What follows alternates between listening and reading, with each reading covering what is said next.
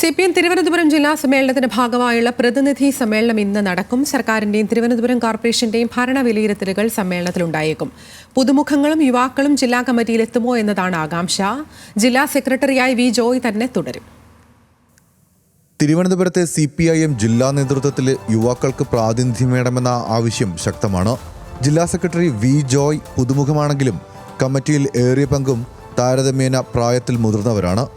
ജില്ലയിലാണെങ്കിൽ യുവാക്കൾ അവസരത്തിനായി കാത്തു നിൽക്കുന്നു. സംസ്ഥാന സെക്രട്ടേറിയറ്റ് അംഗമായ ആനാവൂർ നാഗപ്പൻ്റെയും സംസ്ഥാന സമിതി അംഗം A റഹീമിൻ്റെയും ഒഴിവുകളിൽ പുതുമുഖങ്ങൾക്കാണ് സാധ്യത കൽപ്പിക്കുന്നത്. MLA മാരായ VK Prashanth, G Stephen, OS Ambika എന്നിവർക്ക് പുറമെ പാളയം, വിതുര ഏരിയ സെക്രട്ടറിമാരായി തുടരുന്ന പ്രസന്നനും ഷൗക്കത്തലിയും ജില്ലാ നേതൃത്വത്തിലേക്ക് പ്രതീക്ഷിക്കപ്പെടുന്നവരാണ്. Thiruvananthapuram corporation mayor Arya Rajendran, Travancore Devaswom board president PS Prashant എന്നിവരും പരിഗണനയിലുണ്ട്.